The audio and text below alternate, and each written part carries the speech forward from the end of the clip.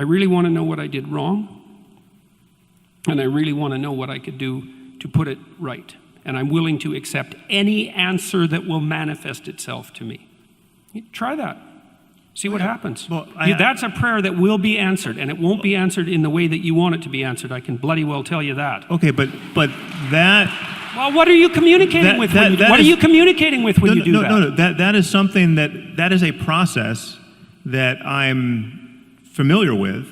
It doesn't require any supernatural explanation, and it certainly doesn't require that we imagine that any of our books were dictated by the creator of the universe. I didn't say that it required any supernatural explanation or that it required the book. I was asked to provide an instance of prayer that worked, and that's what I did. I didn't do anything other than that. That's fully understandable in terms of human psychology. And it's not understandable because we don't know where the answer comes from. Well, we don't know where anything comes from. That's true. Yeah. Okay. So yeah. But that doesn't open the door. I mean, one thing we can know with absolute certainty is that whoever wrote the Bible didn't know either, and there's many other things he or she didn't know, like everything else we know scientifically, right? It's not so obvious what people know and what they don't know. No one even knew the brain was involved in any of this. Right. So yeah, but they probably knew about as much as we do about how the brain was involved in it. But we've already established in some tenuous way that things that nobody understands could have evolved into these stories in some way that would be useful, but nobody knew what they were writing when they wrote it. Right. The problem is that you can. So again, this has been focused through the lens of your attachment to Christianity largely, but Hinduism is a completely different set of stories, right? And many of them, the logic, the emotional logic, the psychological import, many of them have the opposite valence from any Christian story you would tell. The whole notion of, like, for instance, the whole notion of good and evil, right, which has such primacy. I mean, you talk about religion being deeper than ethics because ethics just deals with right and wrong, and religion deals with good and evil, right? At bedrock, okay? Good and evil do not have the same meaning in the East. Buddhism and Hinduism do something very different with good and evil. I'm willing to accept your definitions of good and evil for the current argument. The truth is, there's just not even evil is just ignorance on some level. It's just evil is just. You haven't met any real evil people if you believe that. Well, okay, so then all the Hindus and Buddhists are wrong about this. That's a possible claim. I'm just saying that there's over 1 billion people who have a religious system of stories from which they derive all kinds of meaning, to which they're mightily attached, to where we could play the same game of archetypal interpretation and valuing, and yet the cash value with respect to good and evil is irreconcilable with what you get from Christianity. Look, but it doesn't have to be interoperable, right? Well, the point. My point is we live in a reality. Presumably, Hinduism is also useful as a set of heuristics for Hindus, and if Hinduism, as a matter of doctrine, and as a matter of the interpretations of the heuristics by the devout in both systems, if Hinduism and Christianity are irreconcilable, right, then there must be a deeper level of reality that explains why they both work, that can't be reducible to Christianity being true or Hinduism being true. Right. Yeah, look, Sam, there's absolutely nothing wrong with that objection. So this is one of the immense problems, obviously, that actually leads down the road to the kind of nihilism that you were objecting to in the moral landscape. It's like one of the things that Nietzsche said that's very much apropos to this, is that, it's one thing to have your belief system shattered by the observation that there are other belief systems that are incommensurate, that seem to have equal utility. So but it's even worse is that once you make the observation that there are other belief systems that have equal utility, then it can shatter your belief in belief systems themselves.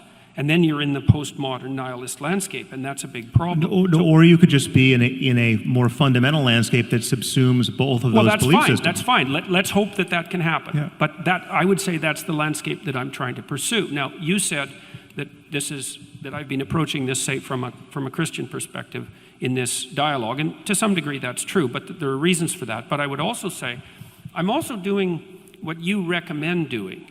Because in Maps of Meaning, for example, because you said, well, what about this problem of multiple interpretations of the text? You wrote Maps of Meaning. What's that? You wrote Maps of Meaning. I wrote the moral landscape. Sorry, I must have missed. Sorry, I must have missed. I misspoke. That was confusing. I'm starting to get tired. But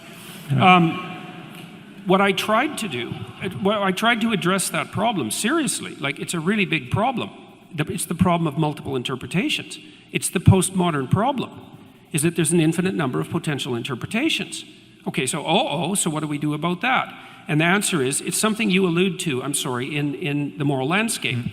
And it's part of the basis of your argument why these things need to be grounded in facts. So, because that is part of the answer to the problem of an infinite number of interpretations.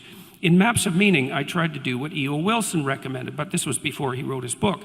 I tried to use a consilience approach. So I looked at multiple religious systems. I looked at Christianity. I looked at evolutionary biology. I looked at philosophy. I looked at neuroscience. And I looked at the literature on emotion and motivation and the literature on play that was very nicely delineated by Piaget. And I tried to see where there was a pattern that repeated across all dimensions of evaluation, which is exactly what you do, for example, when you use your 5 senses to detect something real in the world.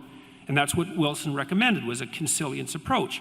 And so my proposition was, if it manifests itself here and here and here and here and here, 6 places, and it's always the same pattern, then the probability that that pattern exists independent of my delusional interpretation is radically decreased. Yeah, my claim, however, is that many of these things don't repeat. In fact, they're flipped around completely based on different religious assumptions in different cultures. And again, I mean, I would just argue, I mean, we can table this for another discussion. I was trying to dispense with those. But I'm just saying something as fundamental as evil doesn't run through all these cultures and all these religious traditions. Then how can you make the claim that everyone would agree with your description of what constitutes bad in the beginning of the moral landscape? It would be, it's not evil in the sense that there's bad and good, there's better and worse. There's better and worse. So can we Sam, there's either universal moral intuitions or there aren't. Which is it? Yes, no, but so are some moral intuitions universal? Yes, no, I would think, listen, we are just human beings, right? We're human beings first, before we're Hindu or Buddhist or Christian. I mean, we can all get indoctrinated into the religion of our parents. This is an artifice that's laid on top of something far deeper. That should be obvious. So, right. We're trying to get down to what's deeper. Okay, so there may be some moral universals. Sure, I think. Okay, Jordan. Is it possible that there are some moral intuitions that are highly specific to particular traditions and wouldn't translate over to others? Yes. It's highly probable, because there would be environment-specific adaptations, like the environment-specific tool use of chimpanzees. Right. Or maybe it's not even the environment. Maybe it's the self-consistency of the belief pattern in question. So I would put that in the broader environment. It might be a consequence of the particularities of that culture. There would be things that, look, think about it like languages. Like many, and this is kind of an answer to the problem that you laid out, which is a real problem. I'm not trying to deny the problem. If you look at, there's a lot of languages. Lots of languages. Look at how different they are. It's like, yeah, at some levels of analysis, they're fundamentally different. And at other levels of analysis, they're fundamentally the same, which is how we know that they're languages. And you could say, well, there's a very large number of stories. It's like, yes, there are. But the fact that there's enough commonality across the class of stories, the set of all possible stories, so that we can identify what constitutes a story. And I would say that there's enough commonality across the set of all possible good stories that we can say, well, here's a canonical good story, which is, by the way, what you do at the beginning of the moral landscape. Because you say, this is horrible, this is good. We should move from what's horrible to what's good. Say, yes, you've taken a fragment of the universal story and you've made it the axiom of your moral system, which is what you should do. But the claim that I think is not helpful, even though I understand it, is that that's purely a claim of like of unmediated fact. It's like, no, there is no unmediated fact. There is, yes. Even facts aren't unmediated facts. I mean, you can't judge something to be factual without presupposing the validity of certain intuitions, like that causes precede events. Or causes precede their effects, and those intuitions could be wrong. I mean, we could live in a teleological universe where everything's getting pulled into the future by some kind of attractor, right? And our notion of causation is totally backwards. That remains to be discovered, and we would use other intuitions to make that discovery. But again, you do pull yourself up by your bootstraps, and that there's no branch of science or mathematics or anything fundamental, logic, that can get away from that. Right, right. Well, and that's another place. But given that picture, that doesn't render all intuitions equally respectable. Absolutely. Right? Someone says, well, I happen to have an intuition that Joseph Smith saw those golden tablets and they were, and Mormonism is true. That's not the sort of intuition we're talking about here. Your intuition doesn't grant you insight into history. What we could say, and this would be an elaboration of Brett's point, is that like moral intuitions of the sort that you're describing have different zones of relevance. So there's some things that would only work as an intuition in very delimited areas of time and space, let's say. There's a hierarchy of moral intuitions, and the more profound the intuition, the more it works as a universal truth across context, just like in a scientific truth. So scientific truth is more profound. This is why the postmodernist readings of Thomas Kuhn are wrong, is that the idea that protons are real is really fundamental, because no matter what span of time and space that you pick, you're going to encounter protons. It works everywhere.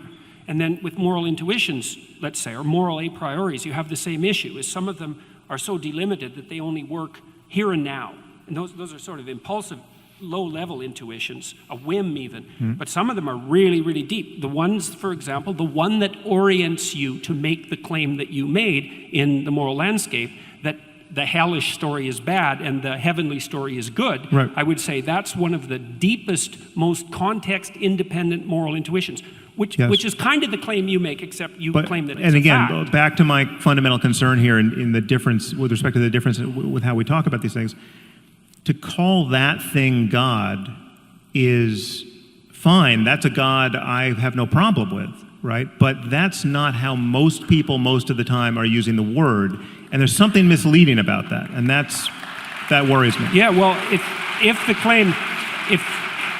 claim that you're making is that we're all deeply confused about the nature of divinity and ultimate reality, it's like, yes, clearly. Well, another thing we agree on. I also don't disagree. Look, I've never made the claim that what I'm talking about is like what other people are talking about. I mean, it is in some ways, but I've not made that claim, so I don't see why that's a justifiable criticism. It's like... Well, no, it's a criticism with respect to the very likely effects of communicating in that way. Because I see the results of that communication. It's a little bit, I mean, this is going to sound more invidious than it is, but this is the kind of thing that I get into with Deepak Chopra.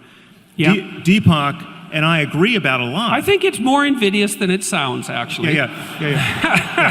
Well, you're not wearing rhinestone glasses. If you graduate to that, we'll have more of a problem. But it's Deepak clearly wants to let his audience believe that everything they're into is on some level justifiable by his reading of quantum spookiness, right? Yeah. So it's all, if you want to go out and just buy a lot of crystals and think they're going to heal you, it has something to do with the quantum nature of reality. Absolutely nothing like me. No, but I think Deepak could say, if I got his back to the wall, Deepak could honestly say, listen, I've never said anything about crystals. Right? I'm not selling crystals. I've never said they work, but it's the way in which he's failing to make the clear differentiation. The fact that it takes you 20 minutes to admit that a lot of the Bible is filled with barbaric nonsense. I don't think it took me 20 minutes to admit that. Well, we'll go to the tape on that. These things matter. These things matter. And I'm just saying, it's like you own look, it. If you're saying that there's a danger... If you're in a parish of 1, or in a parish of 1,000, or a parish of 100,000, but not in the parish that has anything in common with the Bible thumpers in my country who think that Jesus is very likely coming back in their lifetime because he never died, and he's going to judge the living and the dead, and there will be a resurrection and hellfire and all the rest. If that's not the game you're playing at all, own it.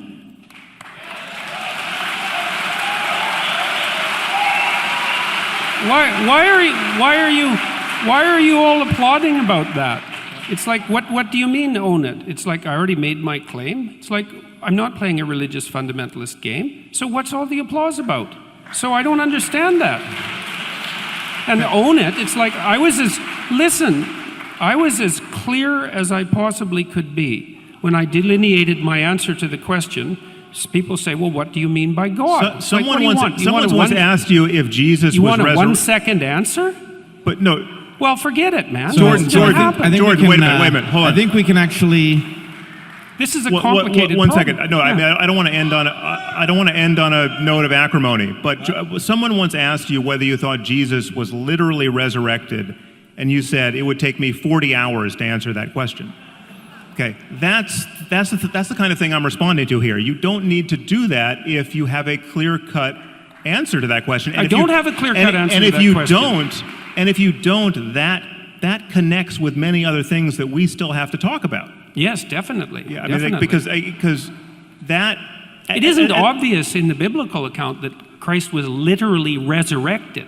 So it's not simple. This is not simple. No, but if the question is, do you think let's put it probabilistically. I mean, anything's possible. I'll tell you that it's possible that he was physically resurrected. I mean, it's even possible. But wait a second, I didn't with respect say to quantum that he mechanics. Was.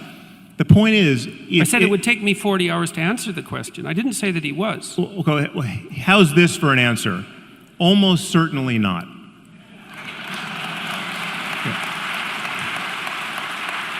What's wrong with that answer? You want? I think I know what's wrong with that answer. It's a fine answer, and people have been giving that answer for a very long period of time, but the idea doesn't seem to go away. Okay, but that's evidence of what exactly? I don't know. Okay. Well, I can tell you one thing it's an evidence of. There's a deep idea. Let this be the doorway to our next 3-hour conversation. Sure, sure. So we have 10 minutes left. Okay. Oh, well then, let's answer that question in 10 minutes. So wait, I want you to trust me here. You for whatever reason decided I should moderate, so I want you to trust me. For one thing, you have been doing yeoman's work. Sam, I really would like to answer that question. But I'm trying to figure out. People seem to think that I'm trying to evade the question. It's like, I'm not evading the question, I'm trying to figure it out. People have been arguing about this for 2,000 years. It's like, it's not simple. But that's a symptom of the effect of religious dogmatism for 2,000 years. No, it's not.